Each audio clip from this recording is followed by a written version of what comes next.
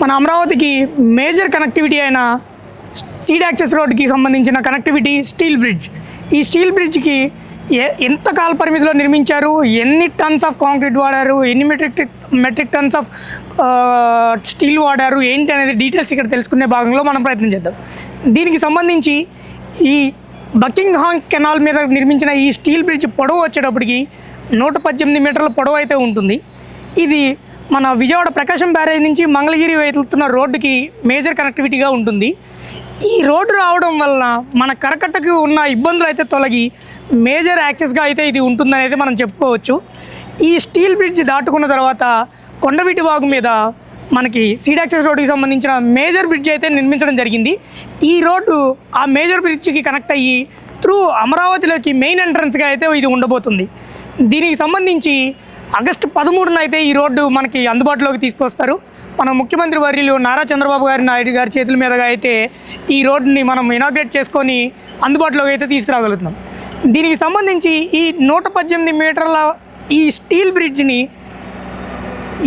118 మీటర్ల స్టీల్ బ్రిడ్జ్ని ఎలా నిర్మించారు, అసలు ఎంత వెడల్పుతో నిర్మించారు అనేది మనం తెలుసుకుంటే, ఇది మొత్తంగా 2+2 లేన్స్తో అయితే నిర్మించడం జరిగింది. దీనికి సంబంధించి మొత్తము 18 మీటర్ల వెడల్పు, 9 మీటర్ల ఒక లైను, 9 మీటర్ల ఒక లైన్ అయితే ఉంటుంది. ఇది 18 మీటర్ల వెడల్పుతో అయితే నిర్మించడం జరిగింది. దీన్ని తక్కువ టైంలో దీన్ని నిర్మించాలని ఎక్కువ స్ట్రెంగ్త్ ఉన్న స్టీల్ గడ్డర్స్ని ఉపయోగించి దీన్ని నిర్మించారు. ఈ స్టీల్ గడ్డర్కి సంబంధించి మొత్తము 110 టన్స్ ఆఫ్ స్టీల్కి సంబంధించిన గడ్డర్స్ని అయితే నిర్మించి ఈ బ్రిడ్జ్ని కన్స్ట్రక్షన్ చేయడం అయితే జరిగింది. దీని మీద మనకి డక్ స్టీల్, కాంక్రీట్లో వాడిన స్టీల్ వచ్చేటప్పటికి ఇంచుమించుగా డక్ స్టీల్కి సంబంధించి మొత్తము 110 టన్నుల స్టీల్ అయితే వాడారు దీనికి. అదేవిధంగా దీని కింద ఏదైతే గడ్డర్లు ఉన్నాయో గడ్డర్లకు సంబంధించి మొత్తము 450 మెట్రిక్ టన్స్ ఆఫ్ గడ్డర్ల స్టీల్ని ఉపయోగించి ఈ బ్రిడ్జ్ని అయితే నిర్మించడం జరిగింది. దీంట్లో భాగంగా మనం ఇంకో చెప్పుకోదగిన విషయం ఏంటంటే, ఇది మనకు ఒక మేజర్ యాక్టివిటీగా అయితే మేజర్ యాక్సెస్గా అయితే ఉంటుంది. ఈ మేజర్ యాక్సెస్ వచ్చేసేటప్పటికి మనకి అమరావతిలోకి మెయిన్ ద్వారంగా అయితే మనం చెప్పుకోవచ్చు. ఇప్పుడు పడుతున్న ఈ కరకట్ట ఈ ట్రాఫిక్ ఇబ్బందులకి చెక్ పెట్టేలాగైతే ఈ రోడ్డు ఉండబోతుంది. మనం ఇక్కడ చూసుకుంటే మన మేజర్ బ్రిడ్జికి సంబంధించి ఏదైతే స్టీల్తో కన్స్ట్రక్షన్ చేయబడిన బ్రిడ్జి దగ్గర అయితే ఉన్నామో, ఇది మొత్తము 288 మీటర్ల పొడవుతో అయితే నిర్మించారు. ఇది మనకి ఫేజ్ 3 మన సీడ్ యాక్సెస్ రోడ్ని 3 ఫేజెస్గా డివైడ్ చేసుకొని కన్స్ట్రక్షన్ చేస్తున్నారు. ఫేజ్ 1 వచ్చేటప్పటికి దొండపాడు నుంచి మంతెన సత్యనారాయణ ఆశ్రమం వరకు 14 కిలోమీటర్ల పొడవుతో అయితే నిర్మించారు. అది ఆల్రెడీ నిర్మించి వాడుకలో ఉంది. అక్కడ నుంచి ఉండవల్లి వరకు నిర్మిస్తున్న ఫేజ్ 2 వచ్చేటప్పటికి 3.95 కిలోమీటర్ల డిస్టెన్స్తో అయితే నిర్మించడం జరిగింది. ఇది ఫేజ్ 3లో సంబంధించి ఏదైతే ఉండవల్లి దగ్గర నుంచి మన మణిపాల్ వరకు ఉన్న ఎలివేటెడ్ కారిడార్ ఏదైతే ఉందో అది ఫేజ్ 3లో అయితే నిర్మించడం జరుగుతుంది. దానికి సంబంధించిన ఈ మేజర్ స్టీల్ బ్రిడ్జ్ వచ్చేటప్పటికి 188 మీటర్ల పొడవుతో అయితే నిర్మించి ఇప్పుడు మనకి ఏదైతే బకింగ్హామ్ కెనాల్ మీద ఉన్న స్టీల్ బ్రిడ్జ్ నుంచి వచ్చే వేకి కనెక్ట్ చేయడం అయితే జరిగింది. ఇది మొత్తము ఈ మేజర్గా ఈ seed access road 60 metres right of వేతో అయితే ఉంటుంది, 60 మీటర్ల వెడల్పుతో అయితే ఉంటుంది. దాని పక్కనే walking tracks, jogging tracks, cycling tracks అయితే రావడం జరుగుతుంది. ఇవి మొత్తము చూసుకుంటే అసలు మెయిన్గా ఇది ఎందుకు ఇంత ఇంపార్టెన్స్, అసలు ఏంటి ఈ సీడ్ యాక్సెస్ రోడ్డు ఏంటి అని మనం తెలుసుకుంటే, ఈ సీడ్ యాక్సెస్ రోడ్డు విజయవాడ నుంచి మేజర్గా మన అమరావతిలో ఉన్న N సిరీస్ రోడ్లు N2 N17 వరకు ఉన్న అన్ని రోడ్లు ఈ సీడ్ యాక్సెస్ రోడ్డుకి అయితే కనెక్ట్ అవుతాయి. దానివలన దీన్ని మనకి మేజర్ ఆర్టీఎల్ రోడ్డుగా అయితే మనం చెప్పుకుంటున్నాము. దానికి సంబంధించి ఈ 288 మీటర్ల పొడవుతో ఉన్న ఈ స్టీల్ బ్రిడ్జ్ గురించి మనం తెలుసుకుంటే, దాంట్లో ఎంత క్యూబిక్ మీటర్స్ ఆఫ్ కాంక్రీట్ వాడారు, ఎంత మెట్రిక్ టన్స్ ఆఫ్ స్టీల్ వాడారు అనేది మనం తెలుసుకునే భాగం చేద్దాము. దానికి సంబంధించి మొత్తంగా 218 మెట్రిక్ టన్స్ ఆఫ్ స్టీల్ని అయితే మనకి ఇక్కడ వాడడం జరిగింది. అయితే స్టీల్ గడ్డల పైన డక్ కాంక్రీట్ వేస్తారైతే దానికి సంబంధించి డక్ట్ స్టీల్ 218 మెట్రిక్ టన్నుల స్టీల్ అయితే వాడారు. దానికి సంబంధించి 864 క్యూబిక్ మీటర్స్ ఆఫ్ కాంక్రీట్ని వాడి ఈ యొక్క ఎల్హెచ్ఎస్ వైపు ఉన్న రోడ్డుని అయితే కంప్లీట్ చేయడం జరిగింది.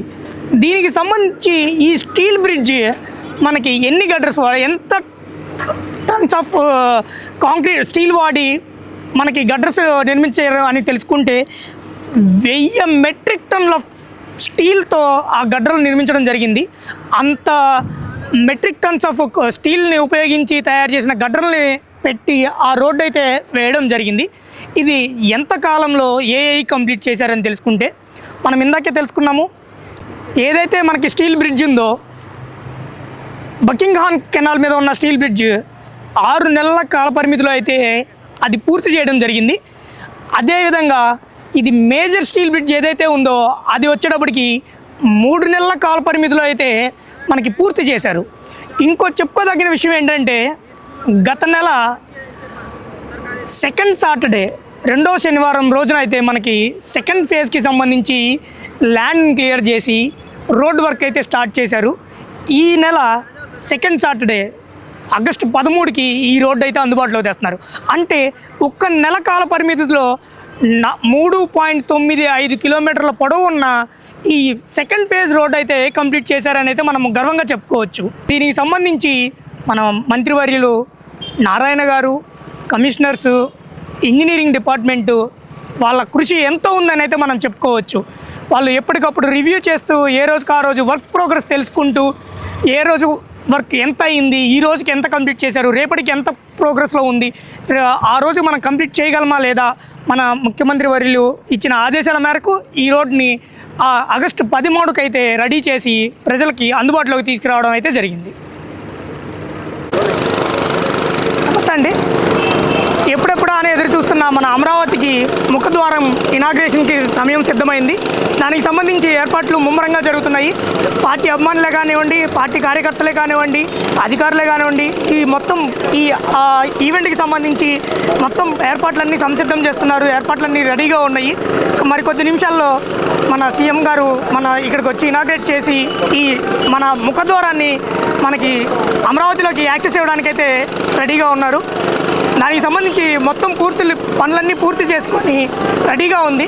మనం చెప్పుకోవచ్చు 6 నెలల కాల పరిమితిలోనే ఈ స్టీల్ బ్రిడ్జ్ నిర్మించారు. 3 నెలల కాల పరిమితిలోనే మన మేజర్ బ్రిడ్జ్ ఏదైతే ఉందో ఆ బ్రిడ్జిని కూడా నిర్మించడం జరిగింది. దాంతో పాటుగా 1 నెల కాల పరిమితిలో సీడ్ యాక్సెస్ ఫేజ్ 2కి సంబంధించి రోడ్డు అయితే మొత్తం ల్యాండ్ తీసుకొని రోడ్డు వేయడం కూడా జరిగింది. ఇదంతా చంద్రబాబు గారి ఇనిషియేషన్తో వారి యొక్క ఆర్డర్ల ప్రకారం అధికారులే కానివ్వండి, సిఆర్డీ డిపార్ట్మెంట్ కానివ్వండి, ఇంజనీర్లు కానివ్వండి, మన మంత్రివర్యులు నారాయణ గారు కూడా చొరవ తీసుకొని దగ్గరుండి ఎప్పటికప్పుడు పరిరక్షిస్తూ దీని పనులైతే త్వరితగతిన పూర్తి చేసి ఈ 13వ తారీఖున ఏదైతే ఇనాగ్రేషన్ ఉందో దానికి సంసిద్ధం చేశారు. దీనికి సంబంధించి మీరు చూడొచ్చు ఇక్కడ ఏం జరుగుతుంది, ఏంటి విజువల్స్ కానివ్వండి, ఇక్కడ వస్తున్న ప్రజలు కానివ్వండి, అధికారులు కానివ్వండి, మొత్తం ప్రతి ఒక్కళ్ళు దగ్గరుండి ప్రతి ఒక్క పని చేపిస్తూ కొన్ని నిమిషాల్లోనే ఇది ఇనాగ్రేషన్కి రెడీ అయ్యి పూర్తి చేసుకొని పనులన్నీ సిద్ధంగా ఉన్నాయి. Thank you. వీడియోని లైక్ చేయండి, అందరికీ షేర్ చేయండి, సబ్స్క్రైబ్ చేయడం మర్చిపోకండి, గంట సింబల్ నొక్కండి.